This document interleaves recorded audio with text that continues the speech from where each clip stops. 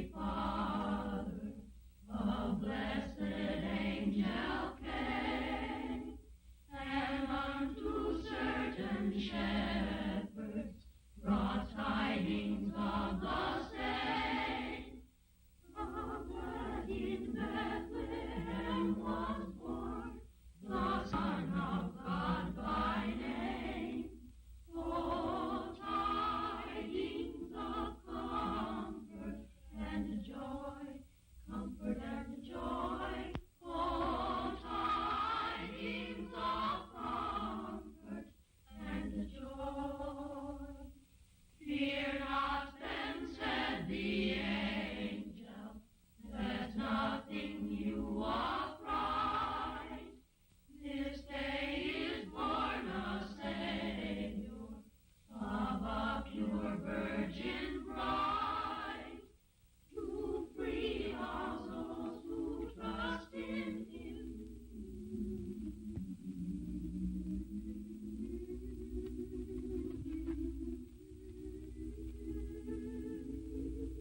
Gilbert K. Chesterton once said, "In everybody there is a thing that loves children, fears death, and likes sunlight.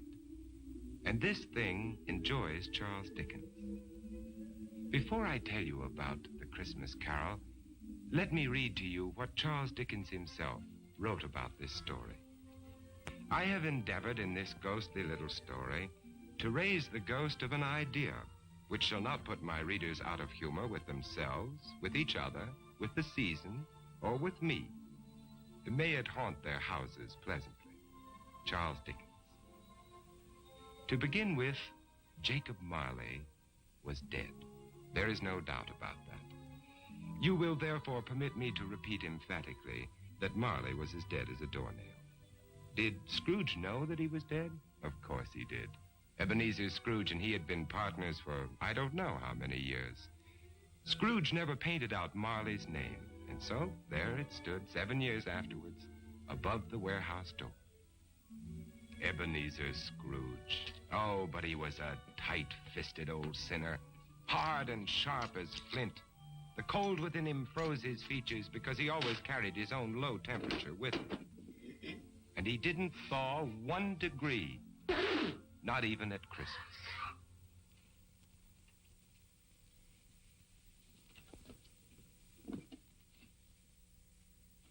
Merry Christmas. Merry Christmas, Uncle. God save you. Christmas. Humbug. Christmas, a humbug? Uncle, you don't mean that, I'm sure. What reason have you to be merry? You're poor enough. What right have you to be dismal? You're rich enough. Humbug. What's Christmas to you but a time for finding yourself a year older but not an hour richer? Every idiot that goes about with Merry Christmas on his lips should be boiled in his own pudding. Now, Uncle, I know you... Now, you keep Christmas in your own way, Fred, and I keep it in mine. Be off now. This is a place of business. Don't be angry. Come dine with us tomorrow. No. Caroline will be happy to see you. Why did you ever get married? Because I fell in love. Love? That's the only thing in the world more ridiculous than a Merry Christmas. Good afternoon, nephew. Uncle, I'm sorry with all my heart to find you like this. Merry Christmas, Bob. Merry Christmas, sir. Let me hear another sound from you, and you'll keep your Christmas by losing your situation.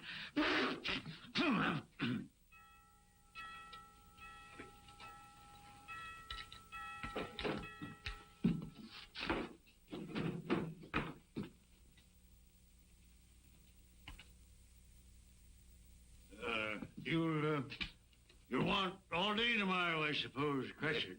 Quite convenient, sir. It's not convenient. But it's only 1 day in the year, sir. A poor excuse to pick the pocket of your employer every 25th of December. But be here all the earlier next morning. I will, sir. And a Merry Christmas to you, Mr. Scrooge. Ah.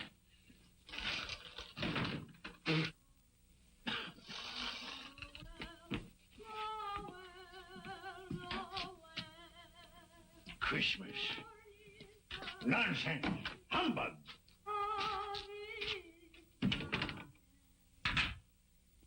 And while while most of London was jovial and full of glee in honor of this Christmas Eve, Scrooge had taken his melancholy dinner at his usual melancholy tavern, and having read all the newspapers, he went home to bed. Scrooge lived in the chambers which had once belonged to Marley, his ex-partner, and as I have remarked before, Marley is dead these last 7 years. Dead as a doornail.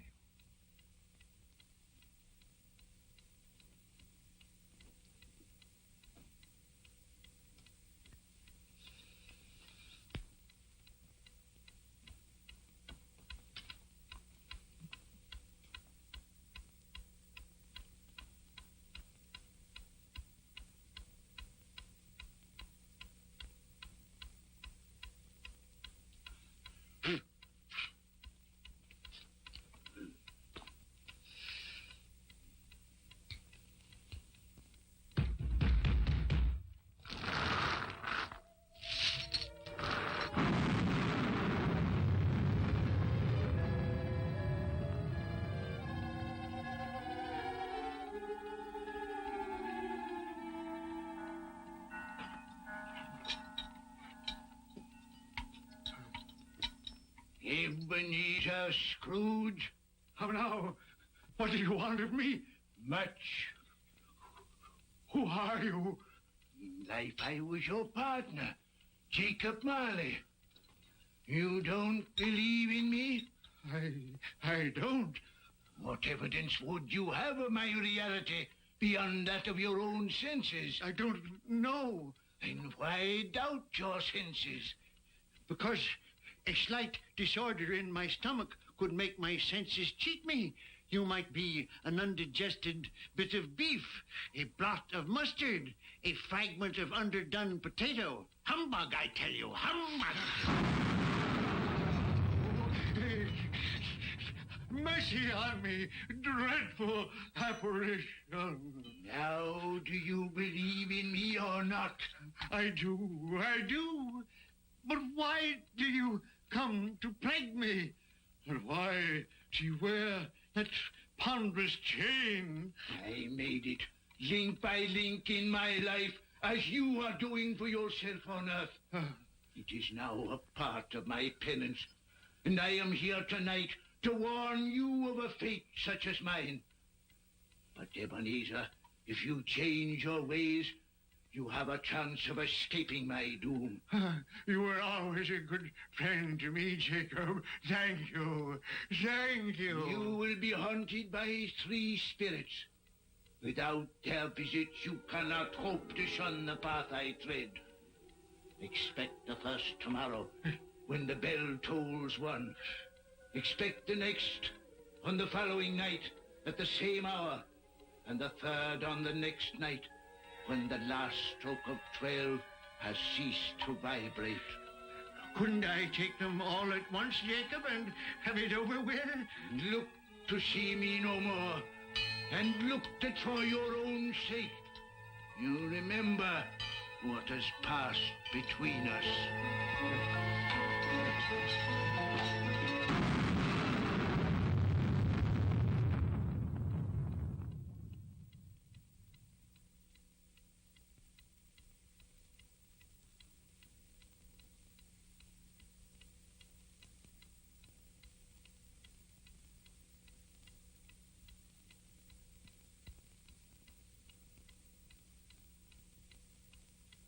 Scrooge tried desperately to say humbug to the strange happening, but the word stuck in his throat, unuttered, for it was highly probable it was not humbug.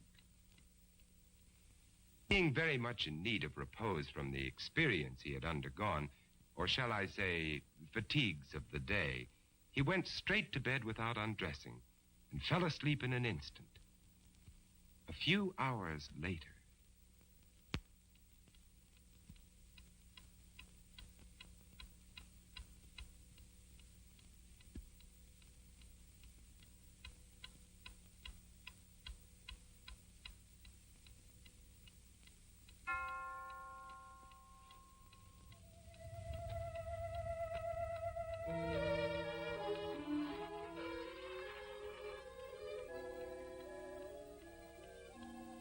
you the spirit whose coming was foretold to me? I am. Who and what are you? I am the ghost of Christmas past. Long past? No, your past. What business brings you here? Your welfare. I have things to show you, which are the shadow of the things that have been. Rise.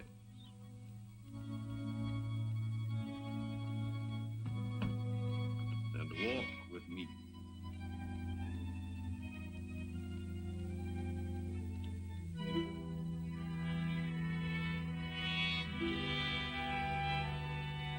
The ghost of Christmas past led Scrooge down the road which he had forgotten for so many years. He showed him a Christmas day in the past, which was a happy one for most children, but not for one lonely schoolboy. Ebenezer Scrooge. Do you know that boy?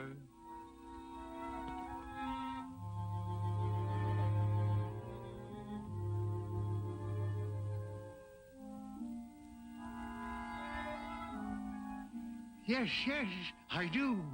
It is I as a boy. Oh, I remember that Christmas well. I felt so lonely. My playmates, they didn't like me. It was because you had shunned them.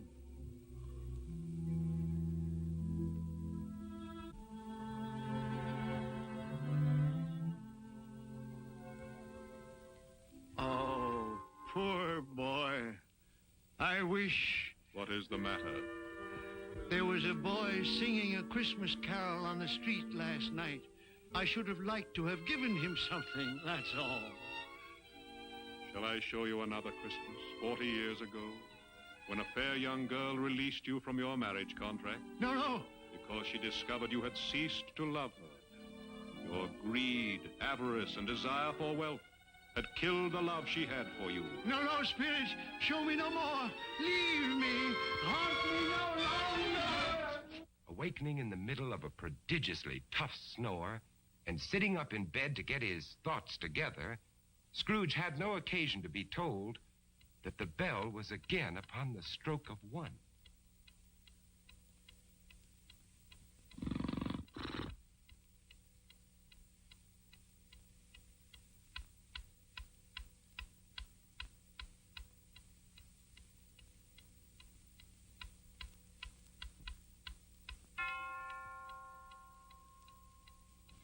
Scrooge! I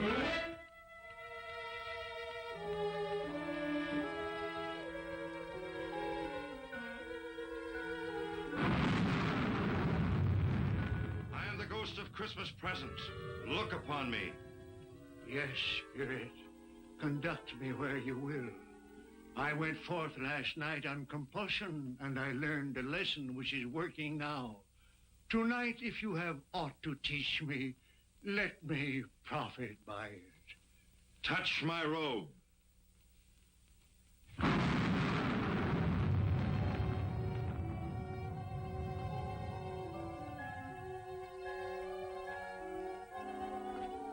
Look.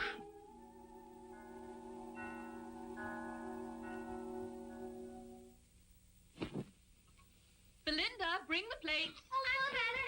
Belinda, there's a great deal of work to be done. Help your sister. Missy, you get the... I came by outside. I could smell the sage and the onions. You knew it was off, Mother. Oh, I certainly did, boy. Peter, set the chair. Can I put some chestnuts on the fire, Mother? No, your father will do that when he comes. What has gotten your precious father? And your brother, Tiny Tim? And Martha wasn't as late last year by half an hour. Oh. This is the house of your clerk, Bob Cratchit. But he has hardly a penny to his name. I, the ghost of Christmas present, have blessed his house. Here comes Bob now with another member of his family, Tiny Tim. And a Merry Christmas, everybody. And there you are, Tiny Tim, right in your own chair. Merry Christmas, Bob. And Martha. Yes, here I am again. Christmas wouldn't be Christmas without Martha coming to visit us. Bob. And how did Tiny Tim behave today, Bob? Fine. He told me coming home that he was glad he'd been to church, because it's pleasant to remember that the day is called Christmas. after he who made the lame to walk and the blind to see. Oh, beautiful Christmas table. It would be more beautiful if we had a turkey, but we'll manage. Of course we will. See what a happy family your clerk has on only 15 shillings a week? Tiny Tim. I didn't know he was sick and a cripple. Mr. Scrooge. I give you Mr. Scrooge, the founder of the feast. The founder of the feast, indeed. I wish I had him here. I'd give him a piece of my mind to feast upon. Dear, it's Christmas Day. It should be Christmas Day, I'm sure, when one drinks the health of such an odious, stingy, hard, unfeeling man as Mr. Scrooge. My dear, it's Christmas. Very well. I'll drink his health for your sake, and because it's Christmas. Long life to him. A Merry Christmas and a Happy New Year. A Merry Christmas and a Happy New Year. God bless us, everyone.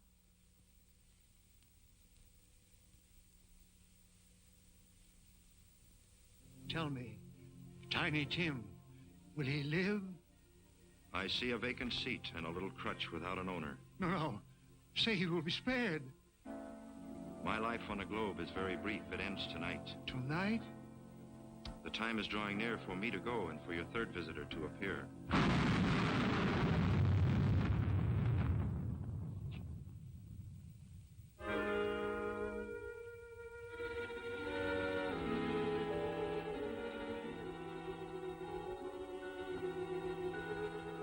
I am in the presence of the ghost of Christmas yet to come. Ghost of the future, I fear you more than any specter I have seen. But lead on, I want to know.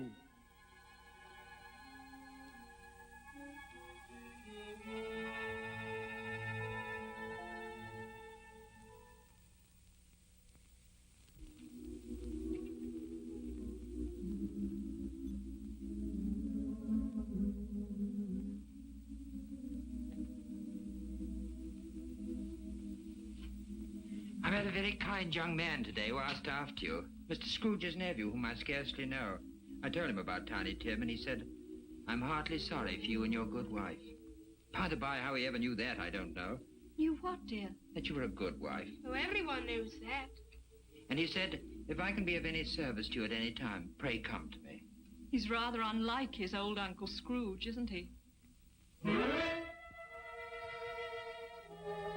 If you must torment me, be quick. Take me to what else you have to show.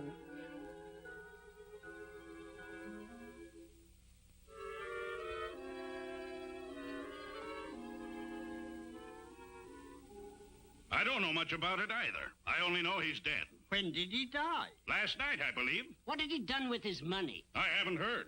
But he'll have no use for it where he's going. It's likely to be a cheap funeral, for upon my life I don't know anyone to go to it. Suppose we make up a party and volunteer. When I come to think of it, I'm not at all sure that I wasn't his most particular friend. For we used to stop and speak whenever we met. I don't mind going to his funeral if lunch is provided. Tell me what man they are speaking of. Who is it that lies dead?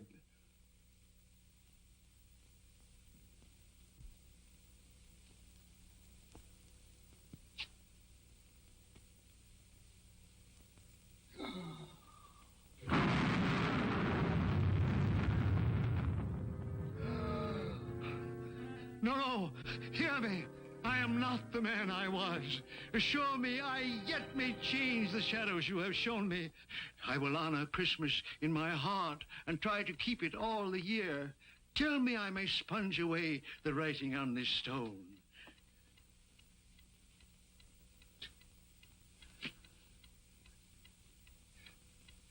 Marley! Marley! Jacob Marley! Heaven and Christmas time be praised for this. I will live in the past, the present, and the future. The spirit of all three shall thrive within me. Boy,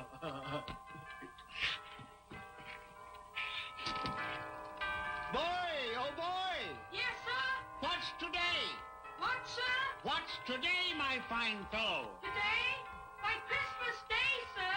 It's still Christmas, and I haven't missed it.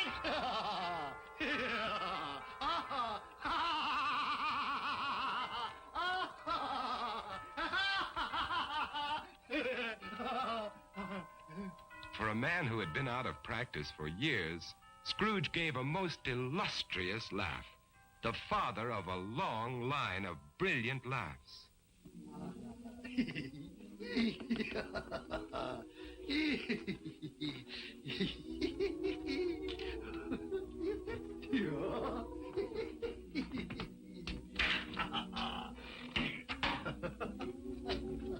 And Scrooge dressed himself all in his best, and at last got out into the streets, wishing everyone he met a Merry Christmas. Mr. Fred, come in. Have you room at your table for some friends? Oh, you're very welcome, Mr. Fred, sir. And you too, ma'am. I only hope that our lowly feast is to your liking. Now, don't fret about provisions. We brought plenty for all. Merry Christmas, Bob. Mr. Scrooge. And Mrs. Cratchit, for you. Scrooge. My dear, that's for you. Darling, for you. For me? And you, sir. Oh, Mr. Scrooge, I don't know how we can ever thank you. Don't. And I'm going to raise your salary and help your large family in every way possible. And Tiny Tim. I saw a friend of mine at church just a little while ago. A famous surgeon. You and I are going to see him tomorrow. And he's going to be your friend, too. Mr. Scrooge!